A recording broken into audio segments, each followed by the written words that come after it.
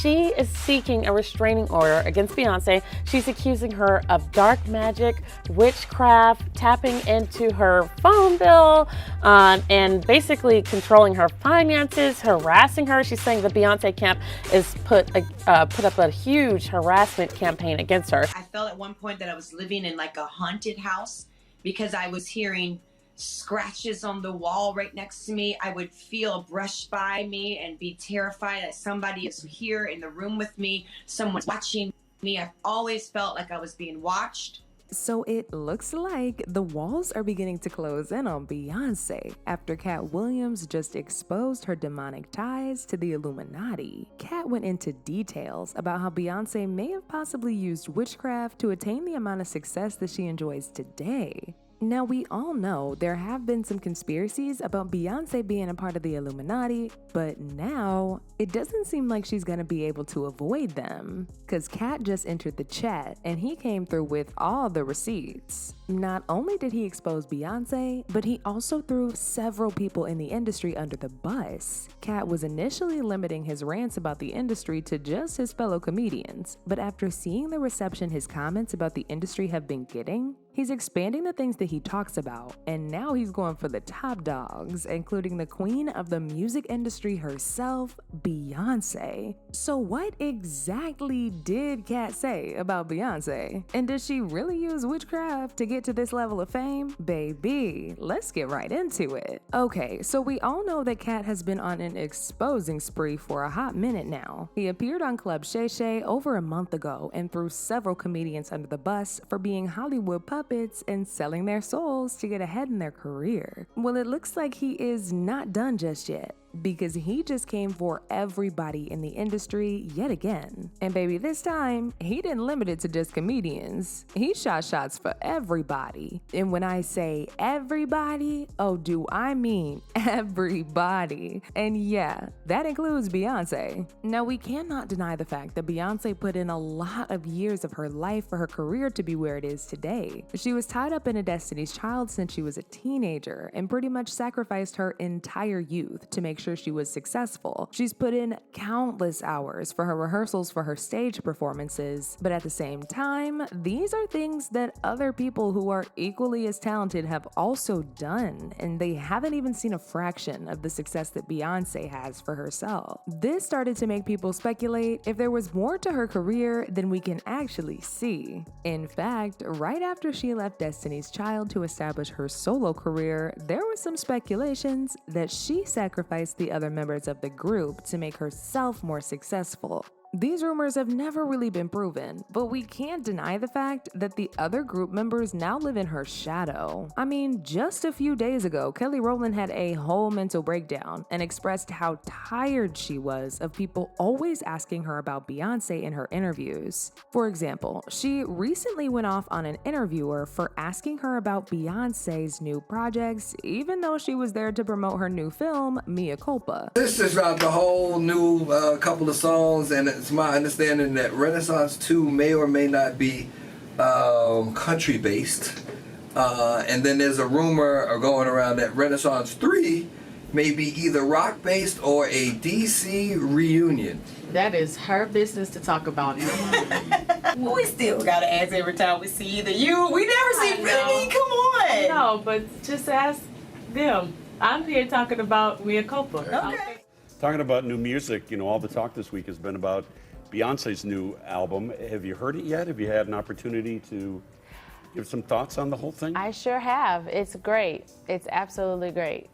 Really different though, right? Yes, really different.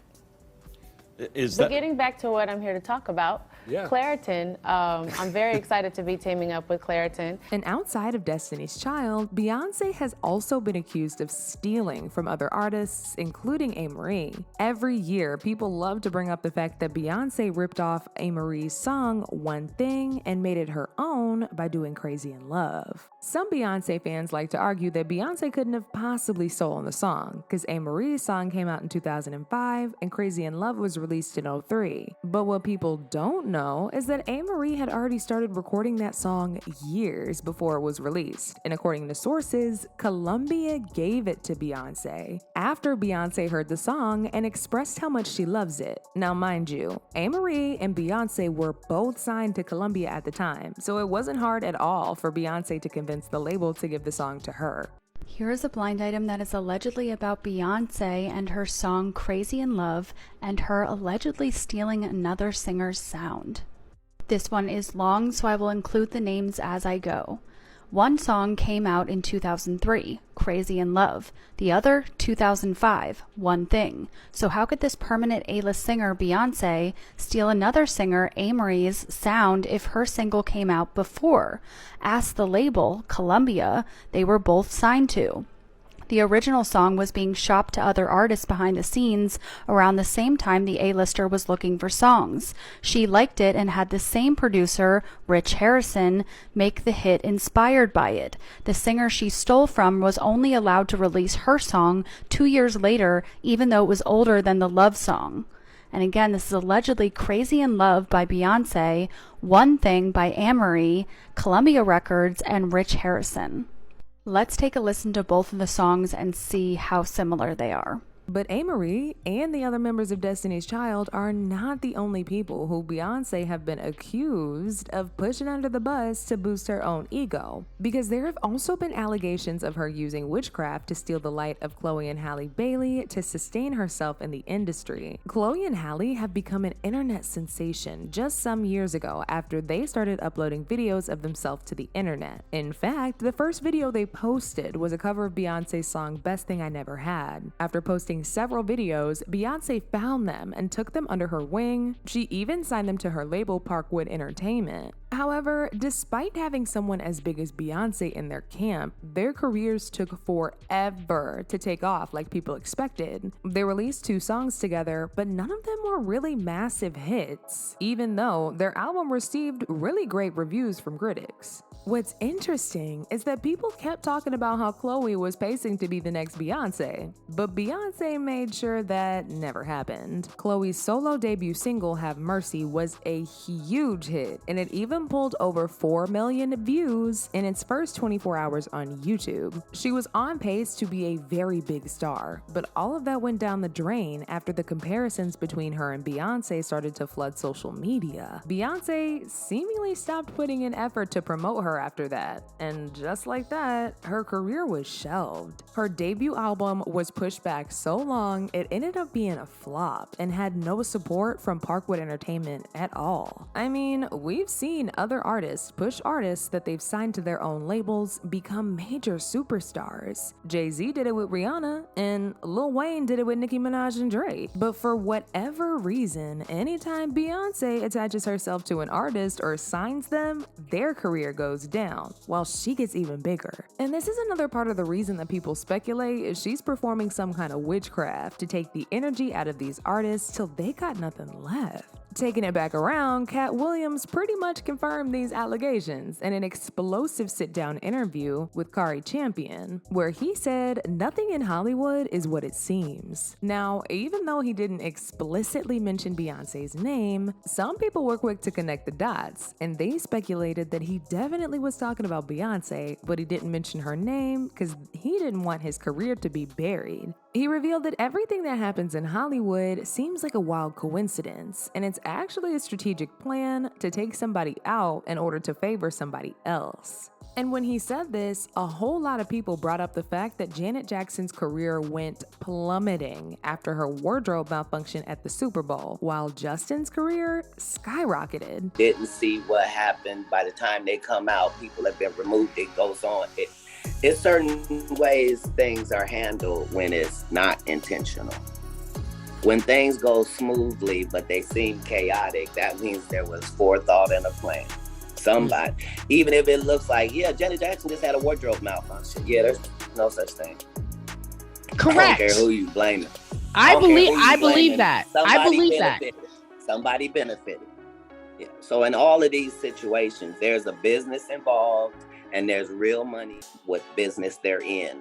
Why would you think it would be weird if they flipped out and said a story that turned out to not be true? And a crazy thing about this is that the popular YouTube blogger Storm Monroe also spilled some tea about the kind of witchcraft that Beyonce has been indulging in to sustain her superstar power. Storm even went into details about the particular type of witchcraft that she practices. As you guys know, Beyonce is a witch. She's a very powerful witch.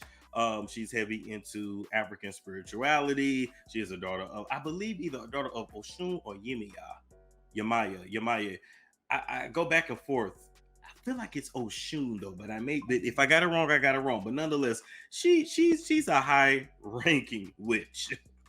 Okay, how many people have come out and said, "Hey, shit, my cat started dying. Beyonce did this to me. I saw Beyonce do that." Like this is nothing new. Okay, but you got to understand when it comes to Illuminati, to this industry, one person replaces the other. Madonna's old. Madonna is almost done. And Madonna is a very high ranking witch. She is a high priestess. That's just pretty much what it is. Of course, the main thing Madonna practices is Kabbalah, but then there's different versions of Kabbalah, just like there's different versions of African spirituality. But then I also believe that in addition to African spirituality, I do believe that Beyonce is into dark magic and black magic as well, her and Jay-Z. And we're just going to leave it at that. All right. He also exposed Madonna for being a high-ranking witch and even went into details about how Beyonce is said to replace Madonna when Madonna officially leaves the game. Allegedly, she will be taking Madonna's spot, and she will have the job of initiating her replacements. Beyonce is getting older. She's getting up there. Rihanna's going to drop one more album this summer, and then she's not making any more music. She's done. Nicki's still making music, but Nicki's not in her heyday. She's not young either. We really don't have replacements for these girls. Britney is crazy as hell. Christina Aguilera's older. We really don't have strong replacements. So Chloe and Halle, no, they were disappointments. They are not. I'm sorry, they were not what. They didn't perform the way Beyonce expected. Let's just put that out there, okay?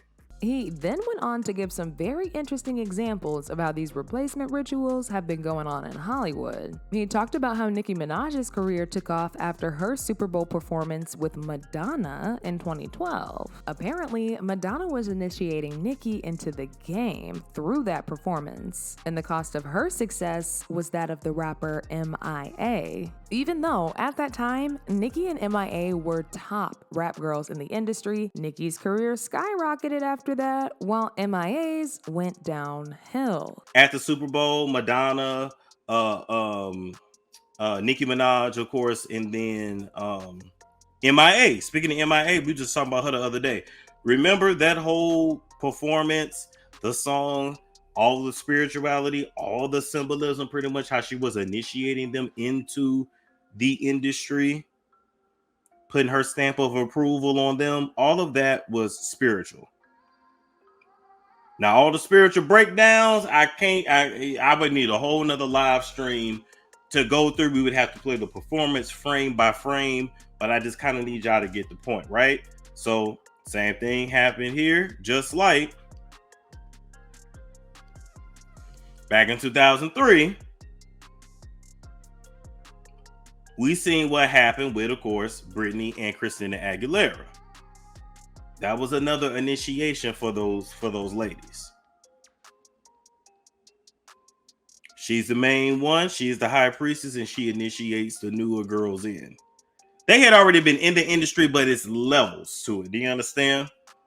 Now, what I also find interesting is that, really look at it. It's three of them on stage. Madonna was the head bitch in charge. Then you had Britney, you had Christina Aguilera. Christina went on to do her thing, put out music, but I feel like she really didn't go crazy. Britney, I felt like, was a sacrificial lamb. Like, both ladies were successful in their own right, but let's not act like Christina didn't go on and do her thing and live her life, and Britney was in a fucking crazy house. Okay. Just like when she initiated these two, Nicki went on to fucking soar and is a powerhouse. And anytime Nicki do anything, she shuts down the internet as well. Meanwhile, MIA was locked in the apartment in New York City for 10 years, 12 years. Oh, and let's not forget how Beyonce's dancer, who's been performing with Beyonce on stage for 7 years, suddenly quit her job in 2018 and accused Beyonce of using extreme witchcraft behind the scenes and harassing her after she quit her job to make sure she never spilled the tea about what she saw. Beyonce's ex-drummer of 7 years, she is seeking a restraining order against Beyonce. She's accusing her of dark magic, witchcraft, tapping into her phone bill, and basically controlling her finances, harassing her. She's saying the Beyonce camp is put up a huge harassment campaign against her, and it's overall witchcraft. She sought a restraining order in the past. It got denied, and she has another one scheduled for October 11th, but the internet is just like, what? Excuse me? And, you know, I was just at the Beyonce concert last week in Houston. It was definitely a religious experience, but it was... And there's the fact that Beyonce herself quite literally admitted to feeling possessed by her alter ego, Sasha Fierce. She said she calls upon Sasha every time she needs to perform because she's naturally a shy person and can't really perform without Sasha Fierce taking over her body. Right before I performed for the BET Awards, I raised my hands up, and it was the first time I felt something else come into me. I knew that was going to be my coming out night at the award show. Child, it's a lot going on in Hollywood, and it's clear as day that Beyonce is at the center of it all. At some point, we do need to start side-eyeing these people, because everybody can't be telling the same lie. Not only does she apparently steal from other artists, but she's allegedly indulging in these bizarre rituals to stay powerful. Now, as usual, people have their own thoughts about this. Like this person who said, when B says that Sasha Fierce takes over her body, the second she steps on stage, believe it. If there was ever a human soul inside that carcass, it's dead and gone now. Another person said, this shouldn't be a shock. Beyonce herself has publicly stated she invites demonic spirits in her to give her the voice, the power, and strength to perform. She stated before that she's in her own life is shy and introverted, and she isn't strong enough to stand before many. This demonic spirit, which she says is an Egyptian goddess of power, strengthens her to be able to do this. She doesn't think it's demonic, but demons are real, and it's disguised itself as an ancient Egyptian goddess, but it's a demon. She isn't careful and can get help, then it can become her fall. Demons / the devil aren't to be taken lightly. She's bringing all this into the minds and ears of young girls all over. But now I want to know your thoughts. What do y'all think about Beyonce getting exposed for indulging in witchcraft? And do y'all think she was the one that Katt Williams was talking about in that interview? Y'all been knew what to do. Let me know your thoughts in the comment section down below. And don't forget to click here to watch this other very messy video.